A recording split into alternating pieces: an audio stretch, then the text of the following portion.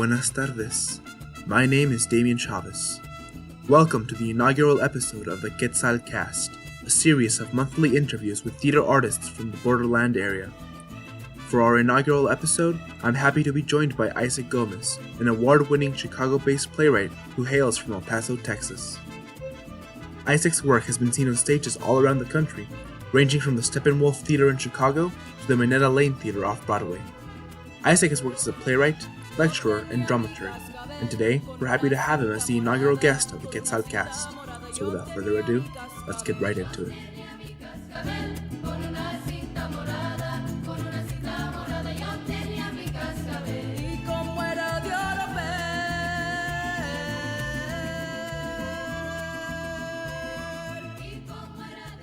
Well, let's just jump right into it.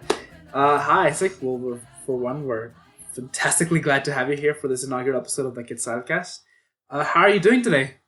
I'm good. I'm so honored to be here. It's so surreal to have a conversation with another fellow El Pasoan who also does theater. I felt like this was such an absence for me when I was in high school and still living there. So what a beautiful, pleasant honor and surprise.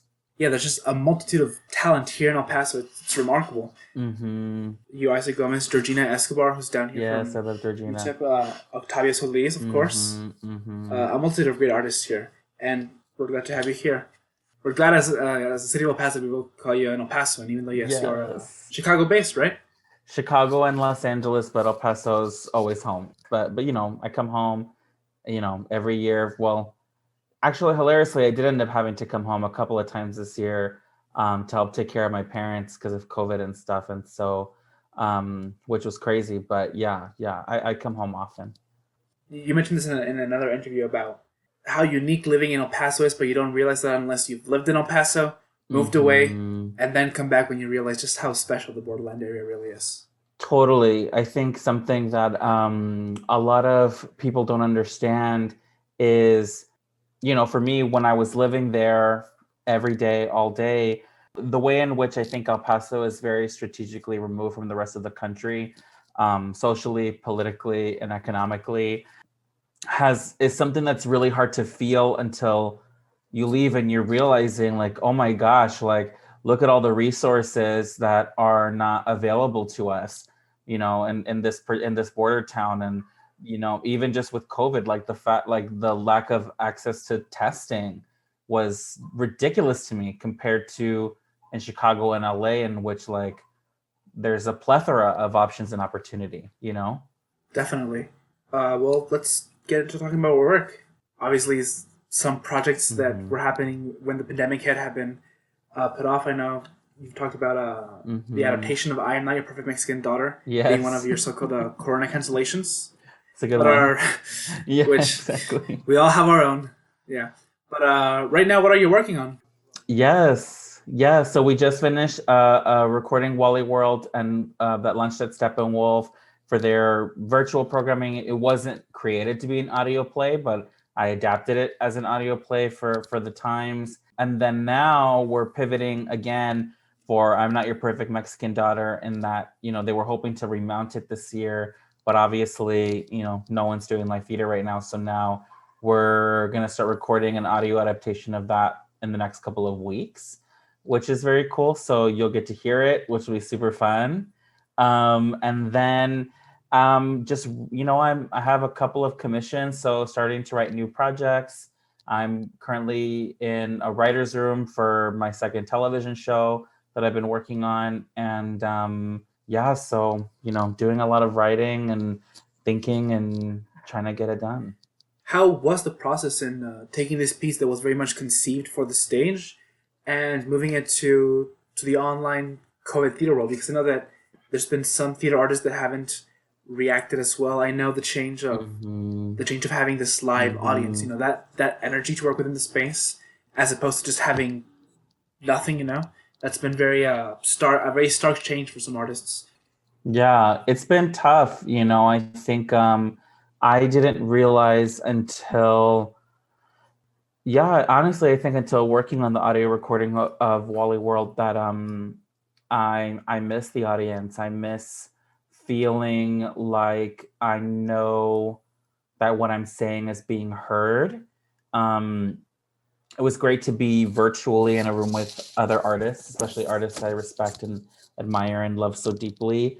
But I had my last experiences of being in a live audience for a play of mine was at the same theater company with where we were averaging like 200 to 300 Latinx audiences seeing I'm Not Your Perfect Mexican Daughter and feeling like a deep, profound resonance to the material. And for me as a writer, feeling like, I hope to give back to my community in that way and to reflect our experiences as a people in this country. And though I know that's true, I don't know. It's like I haven't really talked to anyone who's listened to it outside of my like creative circles. So like I don't even know if anyone liked it. Like it's so weird. It's like it's just like you know what I mean. Like it just exists. So Yeah, it's so weird throwing something out there. It's much more so of totally. a void as opposed to opening night on a stage. You have that energy. If something bombs or if something is Mm-hmm. great, you can tell. But when it's Yeah, it just is online, what it you just is. throw it out and Yeah, I guess we don't wait even. for I the mean, comments. You yeah. wait for a review. It was crazy, and the process itself was pretty tough. But luckily, like I said, I had a group of artists who were just so committed to the story and trying to find the best way to make it make sense for an audio format. And so I'm really proud of what we did. You brought up "I Am Not Your Perfect Mexican Daughter," which is an adaptation you're writing. So how has that the process been of adapting something, an original extant text? Because I know that your other works, whether it be Ruta, the way she spoke, Wally's World, Leopard's Hmm. Play, those have been original works. So how was the change from original works to adapting an extant work for the stage? It's interesting because when I read I'm Not Your Perfect Mexican Daughter, I felt an immediate connection to the narrator and to the author, Erika Sanchez, because her voice, I felt there was a deep, profound kinship in the way she writes and the way I write.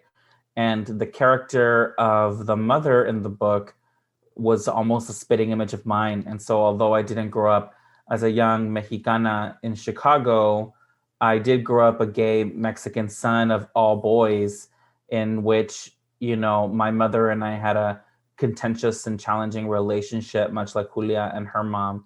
And so, I think what I realized in the act of working on that was I don't know if I can adapt a text unless I feel emotionally connected to it. And luckily for me, that book I did. And Erika and I became friends in the process. And she was so awesome and brave and courageous in allowing me to creatively explore while trusting that I would simultaneously maintain the integrity of her story. So, it's like, it's, what's interesting is it's a lot of it feels like you're being an architect in a way, so you're an archaeologist. So rather than like coming up with character and plot points yourself, you're more like, okay, what is the most dynamic way to show what Erika is trying to say in the book on its feet.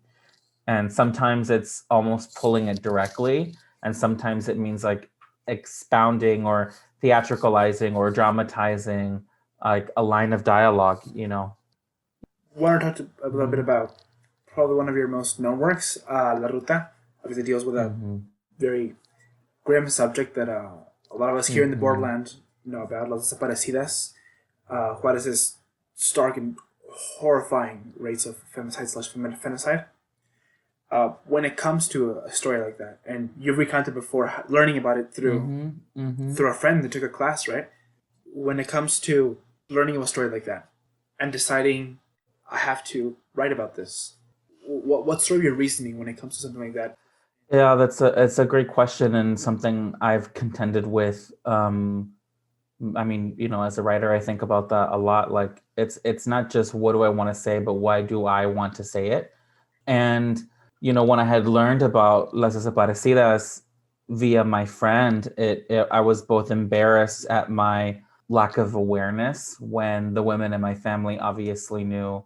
It sort of forced me to confront my own privilege as a man and my inability to have to experience the same level of caution that friends and family have had to over the years, especially when we go to Juarez, right? And part of my understanding, this is before even writing the play, was more of a moral reckoning, which was I needed to go back to Juarez and see it for myself. I felt like I needed to reframe what that experience was with a more mature and developed point of view.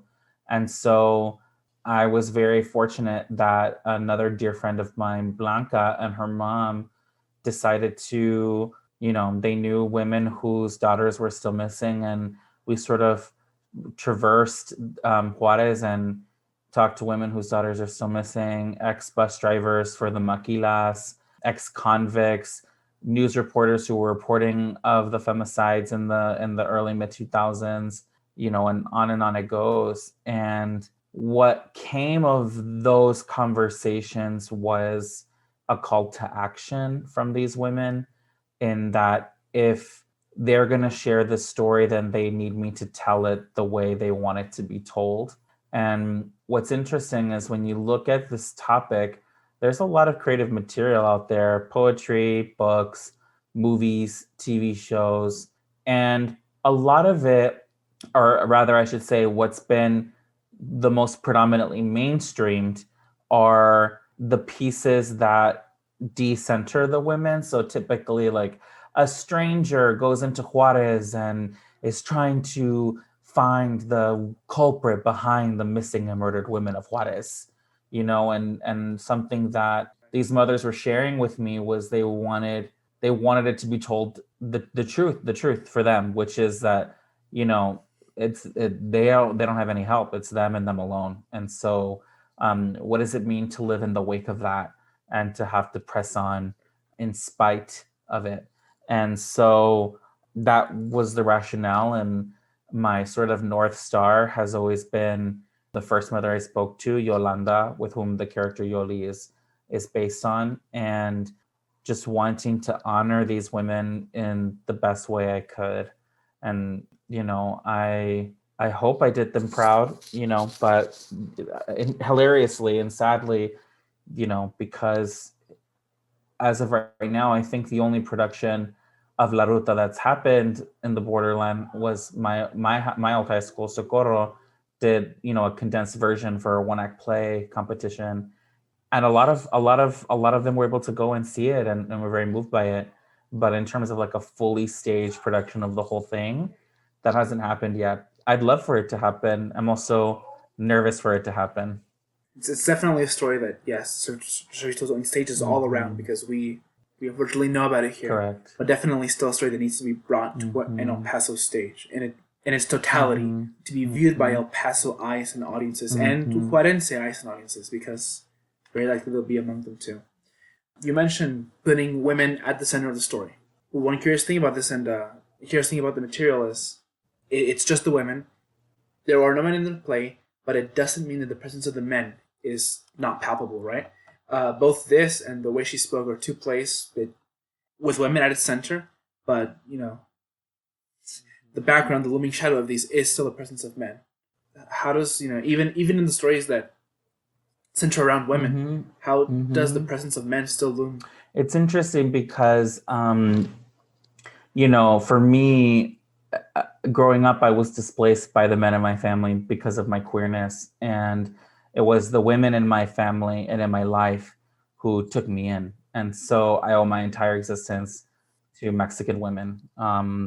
And my mission as a writer is to give back to them, and for my plays to be love letters to them, and to reflect who they are in all of their complexities, because the Mexican women in my life are not subservient or maids or, like this over-sexualized beings. Like, they are complicated and funny and mean and harsh, and they love and they have dreams, and I love that about them. And so for En La Ruta, much like I think the world, misogyny and violence against women doesn't exist in a silo. And unfortunately, there's a lot of internalization of that in order to survive. And so some of the women I spoke with, had told me horror stories of what ultimately led to their daughters being abducted, or their girlfriends selling them out for their own survival. And what was horrific about that was, even still, they're not the culprit, right? Like, they are a victim in the system too, even though an audience may feel otherwise, which is why it was important in the play when we learned the truth of one of the characters, that she's the reason another character goes missing. She tells the mom, it might be easy to put the blame on me. You may think that I'm the one who did this to your daughter, but I'm not. It wasn't me, and to say that, like, yes, I'm complicit, but at the end of the day, like, it's the men that aren't here who are the sole cause of this. And similarly, in the way she spoke, which is sort of an expansion of La Ruta, a meta theatrical piece in which an actor is reenacting my narrative of going into Juarez, learning about these women, and excavating what a text about sexualized violence does for her as a performer.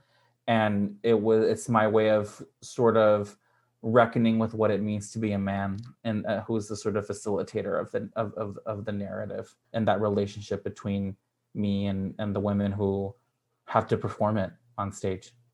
Yeah, and with the way she spoke, which was mentioned, a companion piece to La Ruta, was that conceived parallel to La Ruta, or was it afterward, or was it an afterwards thing of, I have this play, but... Yeah, it was after. So it was interesting because after La Ruta happened, and it had its first workshop production in Austin while I was still in undergrad.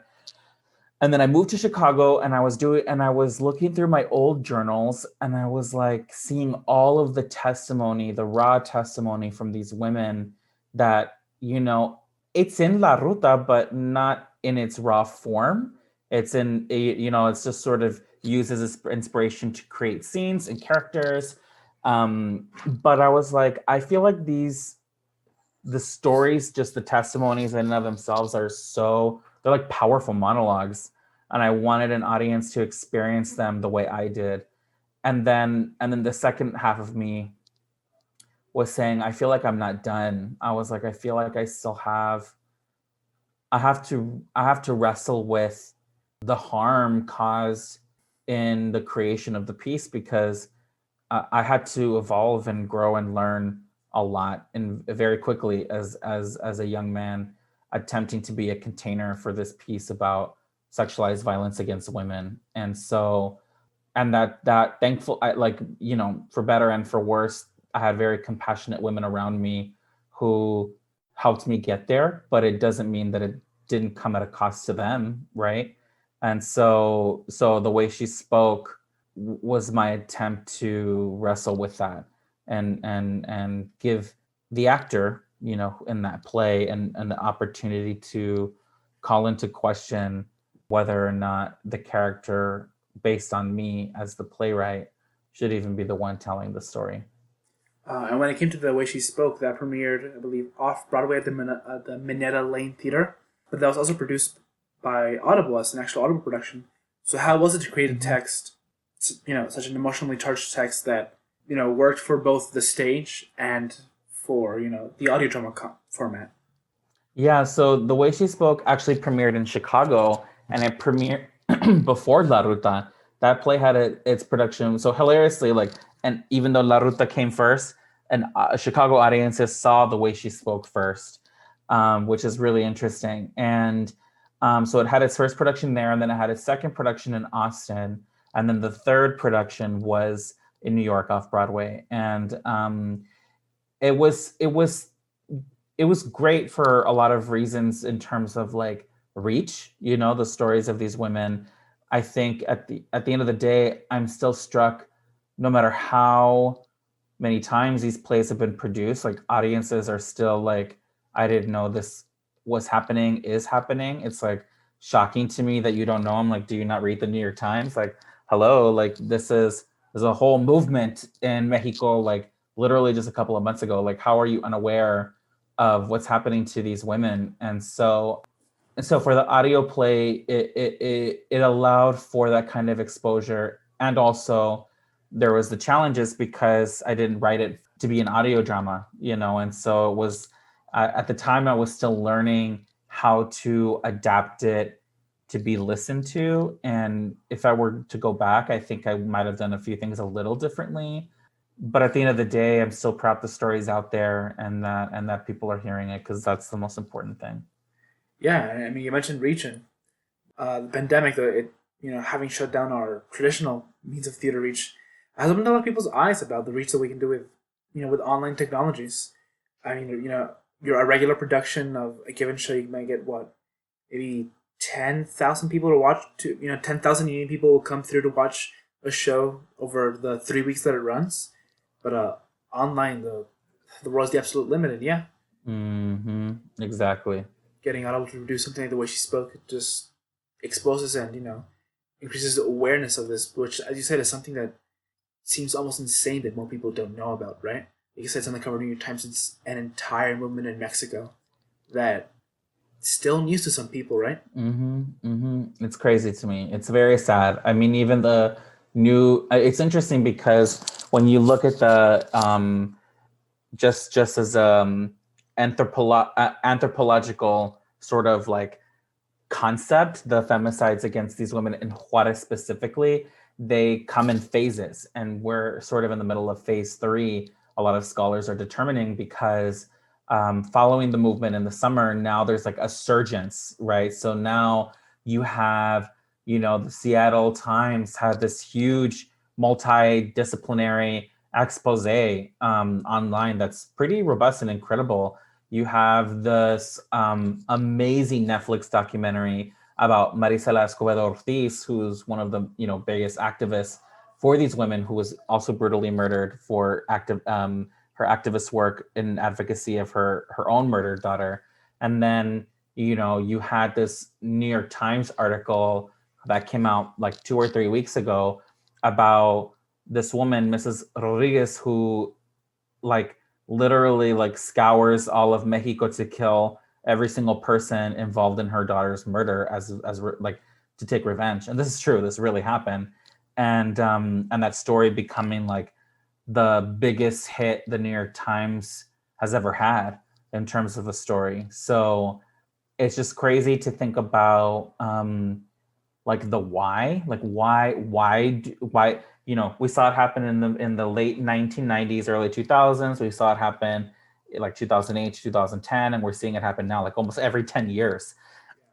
There's a surge in awareness, but the violence doesn't end, and I don't know why. And that's something I think a lot of us are trying to figure out. I mean, we bring up the awareness, but like you said, almost like a clockwork, right? These surges every 10 years. Yeah, I mean, I remember when I was a kid, between the ages of 5 and 7, hearing about it. I mean, even as a kid, where these topics necessarily aren't always what you're most acquainted with, but someone who lived in Juarez briefly, with a lot of family in Juarez, right? So often as a kid, it's the violence, specific. I mean, the violence quite broadly, which was horrifying in the late 2000s or early 2010s, but more specifically, the female-directed violence is just something that looms in the life in Juarez, and yeah, it's terrible. In El Paso too, because we're sister cities, we're interconnected, right? And now you have family in Juarez. It's how it is to live. It's awful. Families scratch out across with others. What happens in one town can affect everyone. It's like correct across the borders. Yes. Yeah, I mean, absolutely. Families aren't going to care much about the borders. I think you mentioned this not from a poem, from a piece. We didn't cross the border. The border crossed us. Yeah, Gloria Anzaldúa, that's one of her most famous quotes. That like, I want to get that tattooed on my body. Like it just resonates so deeply. She really hit it on the head there. I wanted to move forward a little bit. We've spoken about some of your works that deal largely with women in your life, right? Obviously, La Ruta and the way she spoke. Pieces about the femicides in Juarez. I Am Not Your Perfect Mexican Daughter, obviously a female-centered piece. And Wally's World, inspired by your mother, too. I want to talk a little bit maybe about Leopard Play, which a male-led show, right? Obviously, a departure from most of your shows, which are female-led. Tell us more about the Leopard play. Yeah. So the Leopard play is my only play with only men. And, when I choose something to write about, especially for theater, I need to heal from something typically, right? Like I'm like excavating my own trauma, or the trauma of my family or my environment. And something I was really, really intensely reckoning with at that particular time I started writing this play was learning the truth around my uncle who died mysteriously when I was a kid. I was told he died of a heart attack, and I was like 7 or 8 during it, when that happened. And it was like such a mysterious couple of days. And only did I learn in my early 20s that he was actually left murdered and naked by the Rio Grande in Juarez, and his organs missing from his body. And I didn't know the why, and I was determined to figure it out. And when I learned it had to do with some shady, not so legal involvement with male members of my family, I was having a tough time understanding how and why they were so accepting of this, but me being gay was the end of the world. And that sort of became the big inception piece for that. So the play itself is largely about my father and my uncles, and me, thinking back to some of the toxic masculinity of my upbringing and the way in which I sought that toxicity in sexual relationships with men as I was coming into my own sexual identity. So, you're seeing, daddy issues like exist for a reason, right? Like when you're, sort of emotionally, mentally, or physically abused by your father, it's not surprising when then sometimes you desire older men who like treat you terribly, and you find like an attraction to that. And so all of these themes heavily influenced the writing of that play.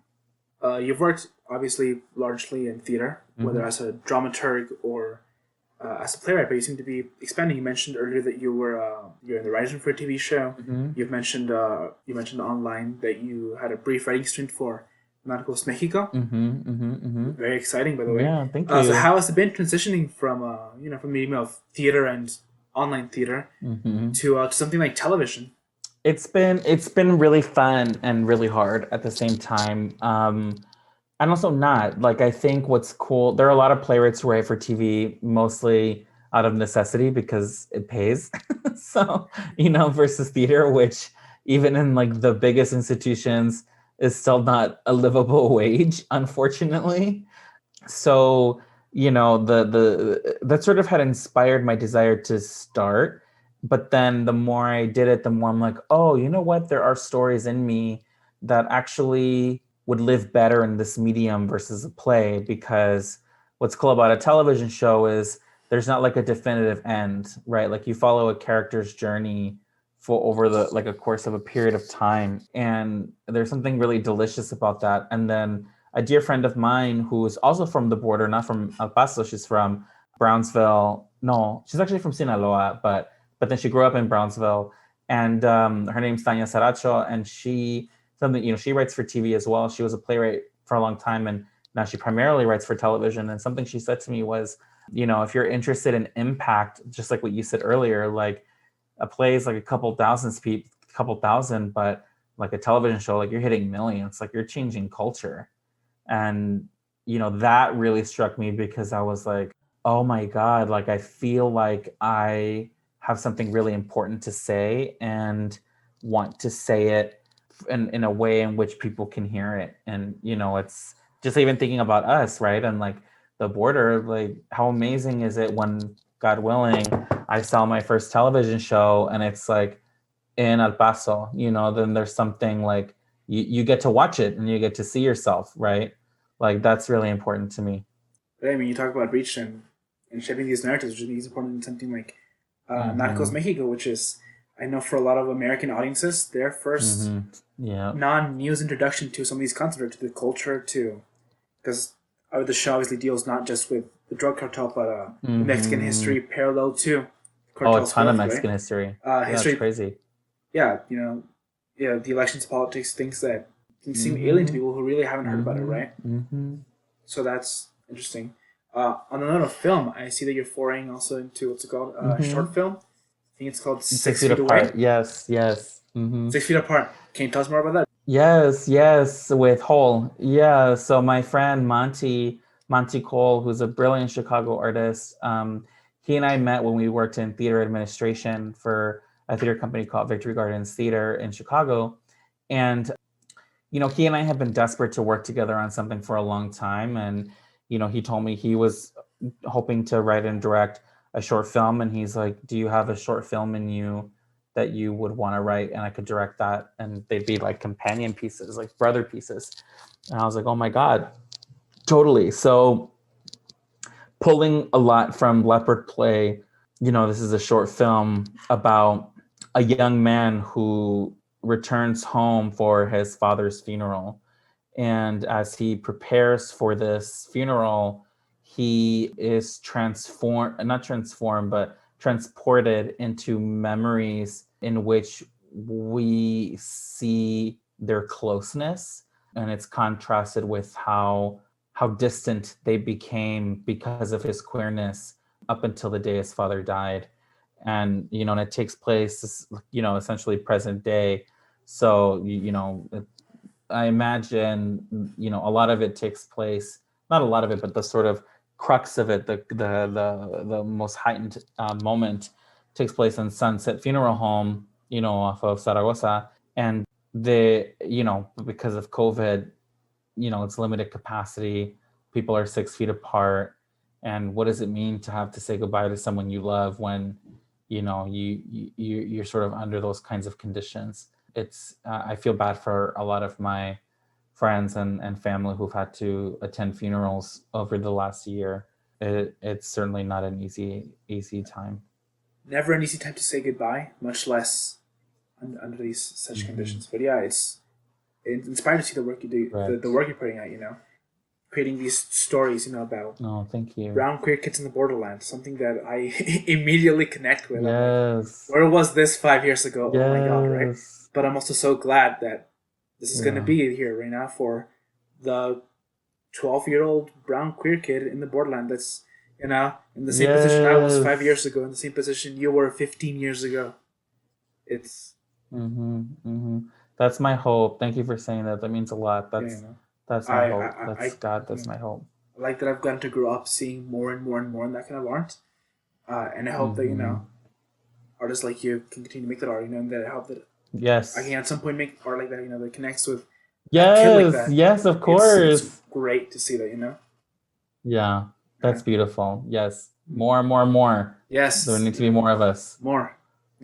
Whether, I don't know, that feeling of being seen, whether it's on a stage or on your screen, it's incomparable. It is. It literally, like, there's no words to it, or rather, there are too many words. So you're in El Paso, Chico Town, born playwright. Yes. But you're based in LA and Chicago. And so something that I learned quite recently is that Chicago has a surprising Latinx theater community. Oh my God, huge. Well, yeah. Well, yeah, and they have their own there's a Chicago-based folklorical company. Yep. What is it about Chicago what is it about Chicago that attracts such amounts of Latinx talent? Well, it's interesting because I think for Chicagoans it's not surprising, but for those of us who don't live there, we think of the Midwest as like all of the Midwest is the same, right? Which is usually just rural, white, a lot of cows and open fields. But what they didn't teach us, not that I forgot, what our Texas history and American history books failed to teach us, were that as part of the Mexican migration that took place, during and beyond the Bracero program, a lot of Mexican immigrants went straight. They just literally went north, and they were like, we're going to go as far north as we can. And a lot of them landed in Chicago. And so Chicago's a third Latinx. They're a third Black, a third white, and a third Latinx, with 80% of those Latinx people being Mexican or of Mexican descent. And so, and also a huge, robust Puerto Rican, Dominican, Caribbean population as well, with, sadly, very segregated neighborhoods. I say sadly because, segregation is a problem there. And also, though, it makes every neighborhood its own family and community. And so, like, literally when I would miss my Mexican goodies, I'd go to Little Village, and there's this huge arc that says Bienvenidos a Little Village. And it's like so Mexican. It's like, it's just crazy, the paleterias and the panaderias and the, the torte, the taquerias all over. It's everything. It's amazing. Yeah. One of my slight fears going to the next 4 years to college is I'm afraid that I'm gonna end up somewhere with like horrible Mexican food because I've been here all my life, 17 years, and I'm like, if I end up in like Connecticut, I'm not gonna have a good taco for the next 4 years. Oh But it's my nice to know that if I'm like in Chicago or something, I can just go somewhere and actually get a a good taco. Yes, if you're in That's Chicago, something that I great would Mexican not food. have ever thought of. That's yeah. Where are you Like thinking about school? Where are you thinking about going? whoever will take me. I've submitted a lot of applications, and right now I'm in that horrible, dreadful period of waiting to see Oh, who takes me and who terrible. doesn't. But I have submitted a few applications to some Chicago colleges. Chicago is one Okay, of them. okay, cool. Fingers crossed. Yes, I'm sending good Fingers vibes your way. crossed. What's your Yes. Oh dream? my Where do you god. want to go? Carnegie is the dream. Okay, cool. So Great Pittsburgh, school. but like, yeah, I they love have an Pittsburgh. amazing directing program. But oh my god, the dread of living there for 4 years and not being able to rely on like having a good tamal on Christmas Yeah, Eve, Noche yeah, Buena. yeah, I know. I've worked in Pittsburgh. There's not a lot of Mexican food there, but there is a great theater community there. And they're really awesome. If you go there, I know so many, remind me, and I'll make sure to connect you with the right people, okay? Yeah, yeah. It's just odd that I never would have thought that Chicago would have such like a thriving and like rich Latinx community. Because like Yeah, you said, I mean, we all think of the Midwest as very uniform, cornfields, white people. But totally. it's fascinating to think that on the shore of the Great Lakes, there's just Mm-hmm. Mm-hmm. a little hotbit of Latinx town. Because I mean, yeah, Yeah. you would think obviously in somewhere like Los Angeles, right? Mm-hmm. But Mm-hmm. Mm-hmm. Mm-hmm. it's nice to know that Latinx theater is not just confined to the frontier land, to La Frontera or to Yeah. Nueva York, but Right. they were kind of spread out Yeah, we're more or less everywhere. everywhere. Yeah, we're everywhere. We're in all the regions. You just A gotta little know where to look. diaspora of talented and beautiful and amazing Latinx people. Correct. Correct. Yeah. Correct. If you look hard enough, you'll find us. That's what I learned in my travels across the country with different plays. Was even in the most surprising of places, I always found someone somewhere.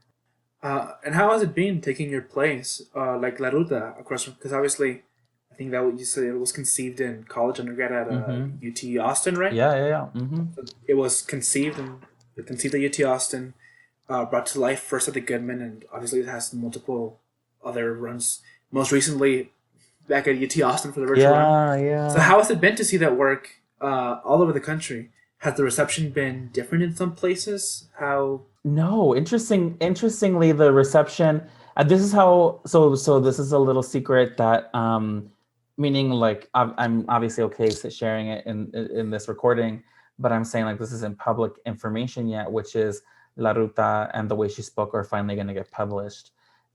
Thank God. I know. So they're, yes, Oh my yes. God, those are scripts that need to be read. Yes, Thank I'm God. so Gracias a excited. Dios. I know, exacto. I'm so over the moon. But it was in these last two productions of it that I saw in Austin and in Portland, where I was like, Portland, I did a ton of rewrites, and that was when I was like, okay, it feels like I can let this go now. And the reception has been, largely like for Latinx people, especially women, a deep familiarity, a deep catharsis, a deep gratitude, and then for everyone else, largely just shocking. A lot of people, like I said, don't know what's going on. So, and that hasn't changed. So my hope is I had to come to terms with the fact that like theater really, I don't think it can change the world. I think it can change minds. I think it can open people to empathy. I don't think it'll change policy, legislation, or systemic oppression. I hope, though, that I still have this dream that one day someone will read or watch the play and will have the resources to know what to do to stop all this. And so my mission is just to just keep it alive, and so it getting published, what that means is now, it's just accessible in a lot of different ways. I mean, like high schools will be able to do it, colleges, everyone. Yes, it's exciting. Yeah, exciting to think that theater classrooms, especially here in the frontier. Yes, that's my hope. I want to, if I can, I haven't figured it out yet, but I want to do to like launch, like I want to buy like hundreds or if not thousands and just like donate them to the libraries. Yes. And you know what I mean, and just make them accessible. Yeah, it's definitely a play I'm not that really sure, but it has to be, if not seen more, at least read more. I remember the first time correct. when I first heard about it, and I was just like, I gotta see this. Where can I find the script? But I couldn't. And I was very, very fortunate to be able to catch a UT Austin production. Oh, you saw it? Oh, good. They did such a good job, didn't they? I was so proud of them. Did. It was amazing. And it's great to see that it came back full circle. It was first conceived there, and all these years later, it came back there for, which I'm glad, because of the pandemic, I, as in El Paso, was able to watch. And so many more people were able to watch, Correct. Again. Oh my God, yeah. They averaged like 800 people a night for that. I was, whereas the theater they were going to produce it only seats like 200. So the fact that they were able to stream it, I know. Yeah, I know. It comes down to reach. You mentioned earlier this bit about rewriting some bits of La Ruta for Portland and then kind of letting go. So I want to know a little bit more about your process, because there's this really good quote that stuck with me that art is never finished; it's abandoned. Ooh, that's deep. I know that I, as a writer, sometimes like I want to keep going, right? I want to like keep slating it over and over it, but at some point you have to abandon it. You have to let it go. So as a playwright, all these bits under your belt, how do you know when you let it go? Because obviously it's just like, oh, I could have done this differently.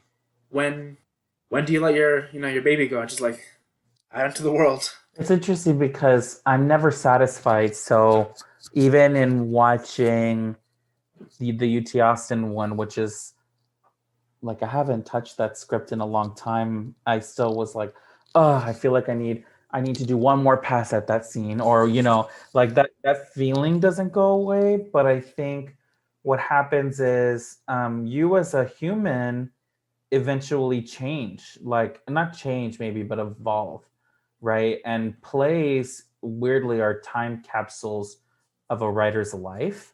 And so to revisit a play that is still in me but was a different part of me, it's like you're trying to fit a square into a circle, and I felt that this had not happened to me yet. I felt that start to happen in Portland, and that's where I was like, I need to hurry up and do some of these changes now, because I have a feeling this is it. Like it was this weird, it was like you feel like you're shedding a cocoon. Do you know what I mean? Like, and so the way she spoke, though, there's the last monologue. I want one more try before that thing gets published. And but then there are plays where like I could probably do another 2 or 3 productions, before I feel like I've outgrown it. So I love that quote you shared. I'm still relatively new in that I haven't had that experience happen often. It's only really happened with La Ruta, and so I thought I would be more sad, but I'm not. I'm relieved, because the play can exist without me and do exactly what it needs to do. Yeah, because I know as a writer, it's been a struggle. I think I'm a more shy writer than most. I don't know how you're, but personally, just like I don't know, I'm very protective of my work. Totally. very protective of the work there, whether it's music, or script, or what have you. I'm just like, protective of it. I don't want it to be damaged or criticized. So it is hard knowing when, because yeah, like I said, it's never finished. It's like, oh, I could probably take another pass at it, right? I could maybe just have one more pass before I put this into the world in its quote unquote final form. But yeah, at some point it has to be. Well, that's where it becomes about you, right? Because I think, Yeah. I had to learn the hard way via my off-Broadway production of The Way She Spoke, not to care what people say, because that was my first New York Times review. And I mean, we were slaughtered. Like, it was not a good review at all. And I would blame racism for that. And I can cite where and why, but I won't go into that right now. But what I will say is I put so much eggs in that basket in wanting my first New York Times review to be a glowing hit sensation.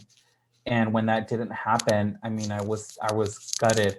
I was destroyed. I felt like I let these women down. I felt like I let myself down. I let my family down. I let my city down. I mean, like, I don't know any border playwright except for Tanya Saracho, who's been produced off Broadway. Like, it's just, and Georgina Escobar, she had a production a couple of years ago, but it's just not common. It's just not something that sadly happens very often. And so I wanted to make our people proud. And the irony, right, is that they were like, so many people came and loved it and saw themselves. But I was so hung up on that dumb white woman's review of this play that she couldn't understand. And I had to stop for a second and say, Isaac, who are you doing this for? Are you doing it for her, or are you doing it for you and for your community? And I'm not saying that's easy, because I mean, to this day, like, I'm still exactly the way you just said, like, nervous of critique. And I'm like, will they like it? Will they like me? Will they love me? Like, those are very human emotions that are hard to admit. And then I just have to remind myself that the people who matter already do. So I can trust that everyone else, they're not going to come into my psyche like that.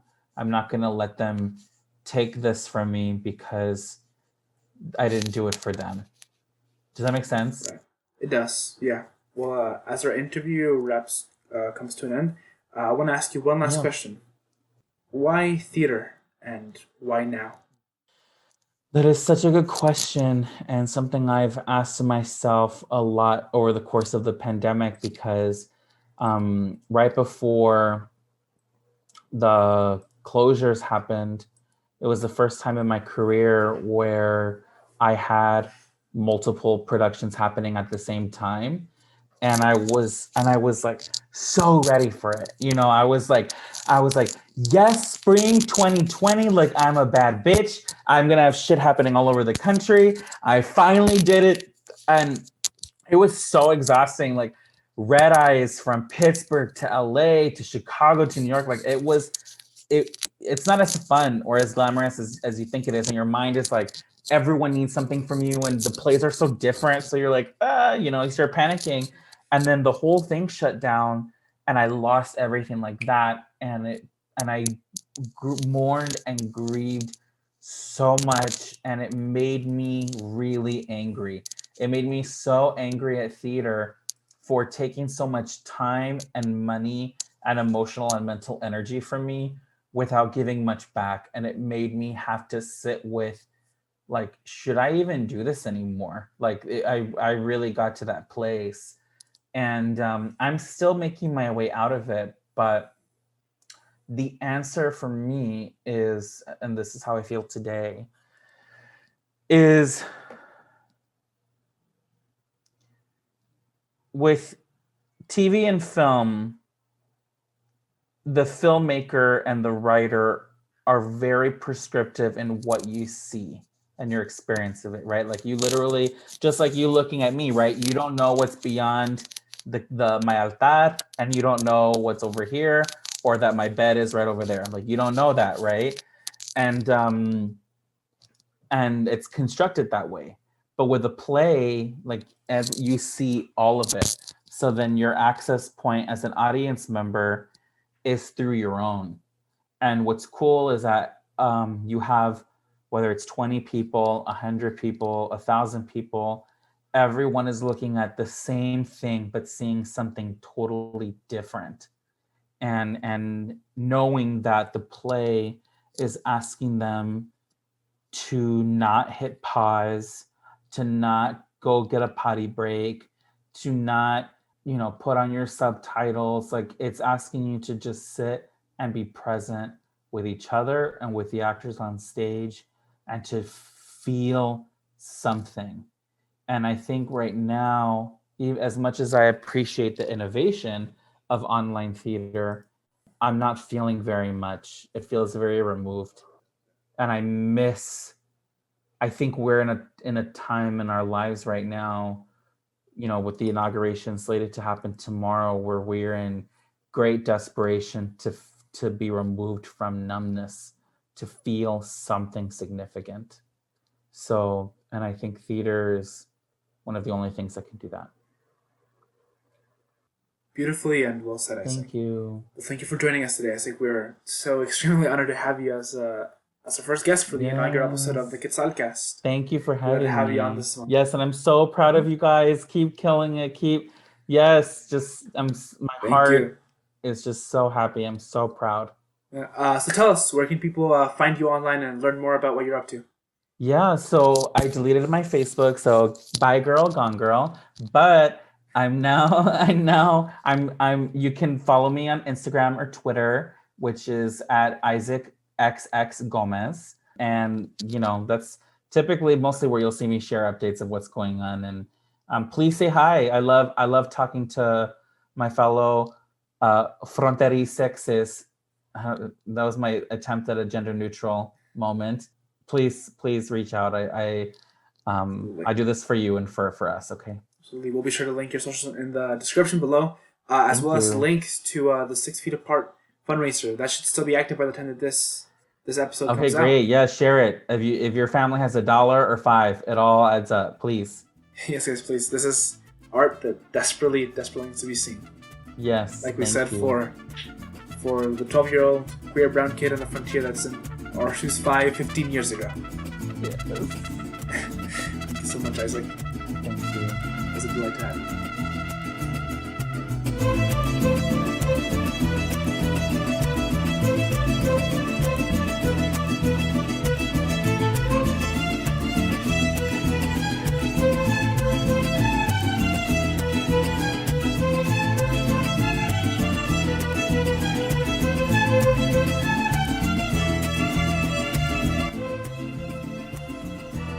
Gracias and thank you for tuning in to the inaugural episode of the QuetzalCast. Links to Isaac's social media will be in the description down below, as well as links to the still active crowdfunding page for his short film 6 Feet Apart. Also below are links to Teatro Quetzal's social media pages, where you can keep up to date with our latest. We'll see you next month with our bilingual audio drama production of Romeo y Julieta, dropping on Friday the 12th. And with a new episode of the QuetzalCast dropping on the 26th. Until then, stay safe. Cuídense todos. Good night. Buenas noches. Como resumba y suena, ay como resumba y suena, resumba y va resumbando, resumba y va resumbando.